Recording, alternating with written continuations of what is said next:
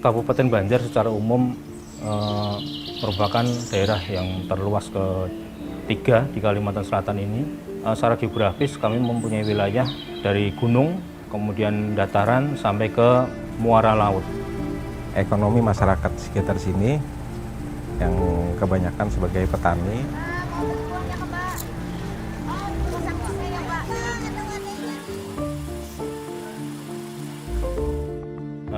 Itu betul-betul masyarakat kami sangat tergantung sangat ini dengan internet, terlebih-lebih anak-anak kami yang sekolah, yang daerahnya susah dijangkau oleh jaringan internet, mereka harus naik ke gunung. Melaksanakan ANBK itu di tempat kami, dengan alasan di tempatnya sulit jaringan internetnya.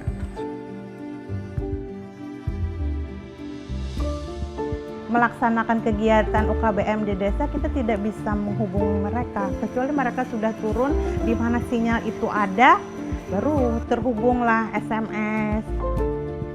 Jalannya kan belum ada aspalan nih, dan di situ ada gunung, turun gunung, jurang-jurangnya itu, jadi rumah penduduk itu di bawah gunung. Jadi sinyal terhalang gunung.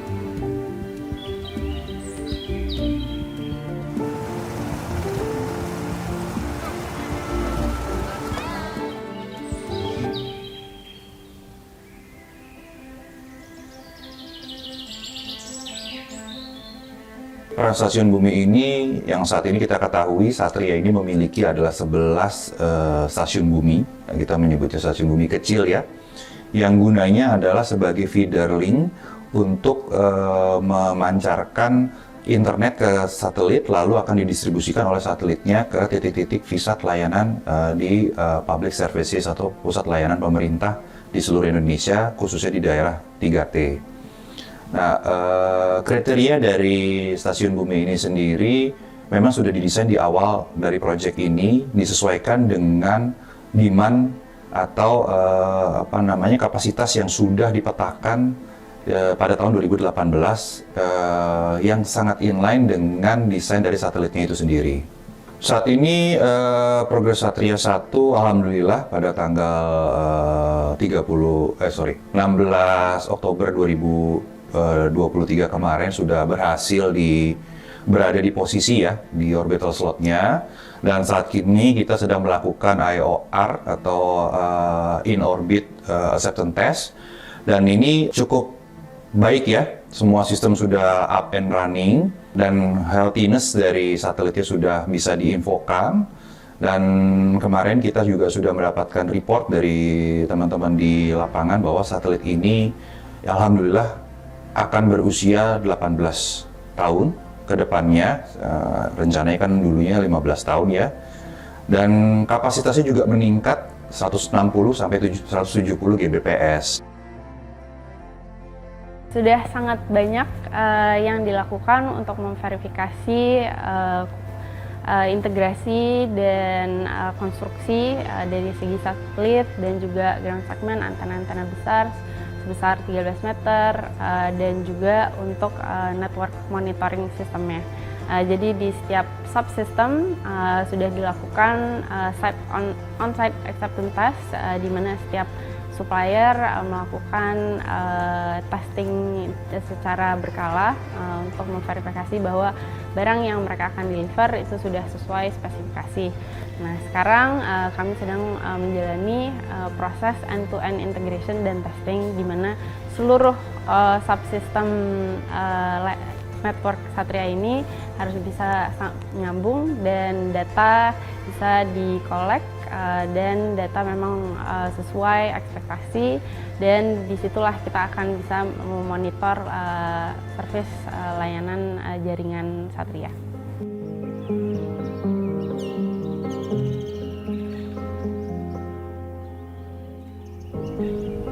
Banjarmasin adalah salah satu dari 11 gateway di seluruh Indonesia yang mencakup fungsi ground segment dan akan beroperasi untuk melayani satelit Satria dan memberikan layanan internet untuk seluruh Indonesia. Jadi seluruh Indonesia pun akan mendapatkan layanan tersebut, terutama di public sector seperti pendidikan, kesehatan, dan juga kantor-kantor pemerintahan.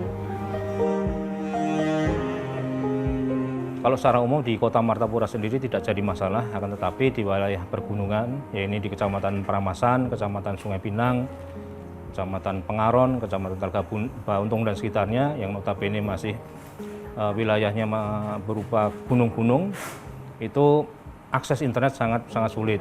Akan tetapi di tahun 2018 dari Bakti, Kabupaten Banjar mendapat 4 BTS. Ada di Desa Paramasan Atas, kemudian Paramasan Bawah, kemudian di Aranio, ada di Rantau Balai, kemudian satu lagi di Kiram.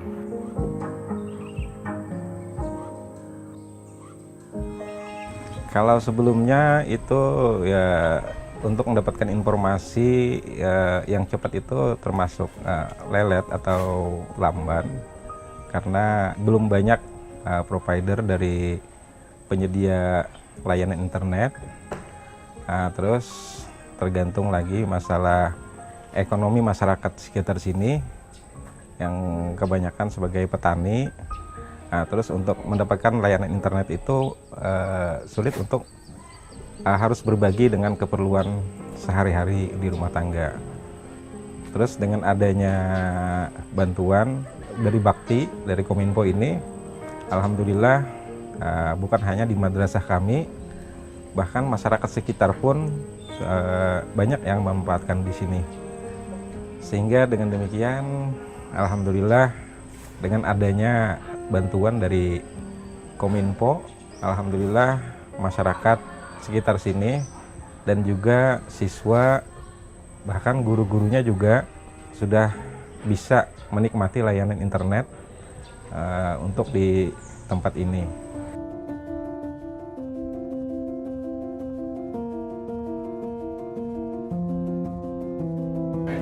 Puskesmas Pengaron terletak di Desa Pengaron, Kecamatan Pengaron, Kabupaten Banjar.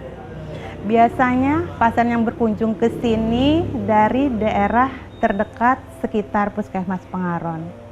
Untuk pasien yang berkunjung itu kurang lebih 60-100 orang per hari. Alhamdulillah dengan adanya digital sekarang sangat membantu kawan-kawan dalam melakukan pencatatan pelaporan setiap bulannya. Salah satunya dengan aplikasi Sri Kandi, yang mana kita akan mengirim surat dari Puskesmas Pengaron online langsung sampai ke Dinas Kesehatan.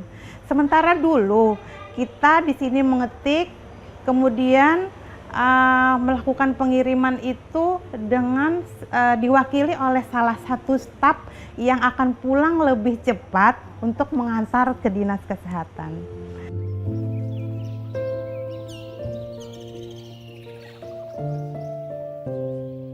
Kalau pengaruh sih pasti ada pengaruh ya. Yang jelas Bakti dengan programnya 3T, terluar, tertinggal, dan terisolir. 4 desa yang saya sebutkan tadi, Paramasan Atas, Paramasan Bawah, kemudian Rantau Balai dan Kiram ini pada awalnya dulu memang daerah yang betul-betul terisolir. Dengan adanya Bakti ini ya sedikit demi sedikit mereka berhasil membuka diri, berkomunikasi dengan masyarakat luar. Kemudian ada bantuan-bantuan dari Bakti lagi yang bagi kami bermanfaat juga, terutama untuk sekolah-sekolah, kemudian puskesmas, kemudian ada balai desa. Secara umum sangat membantu, peran Bakti sangat membantu bagi kami, karena anggaran kami tidak akan mampu membangun seperti itu kalau tidak ada peran dari Bakti. Yang jelas dengan adanya Bakti ini cukup sangat membantu bagi kami dan juga bagi masyarakat di sekitar sini.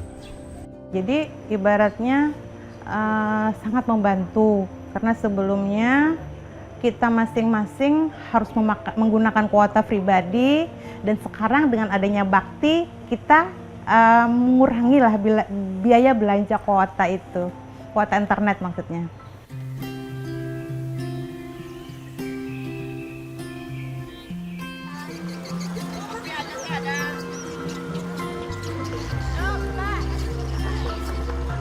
Harapan saya dan tentunya seluruh tim adalah Satria 1 ini bisa menjadi bagian dari infrastruktur digital Indonesia yang akan bisa mentransformasi Indonesia dan membangun sektor-sektor pendidikan dan kesehatan dan juga mensupport fungsi pemerintahan di daerah tentunya terutama. Dan untuk teman-teman kita yang masih belum terekspos dengan adanya kehidupan digital, kami harap ini akan membantu mengakselerasikan transformasi ini. Harapannya ke depan supaya lebih bisa ditingkatkan, jadi untuk ke depan kami bisa menggunakan full untuk pelaksanaan ANBK, kemudian asesmen yang lain, kemudian lagi sehingga kami bisa mengurangi lah beban biaya yang dikeluarkan pada waktu pelaksanaan asesmen seperti kertas. Jadi kami tidak menggunakan kertas lagi, jadi kami sudah bisa menggunakan secara online. Jadi tinggal menggunakan perangkat yang kami punyai, begitu misalnya komputer atau laptop yang kami punyai.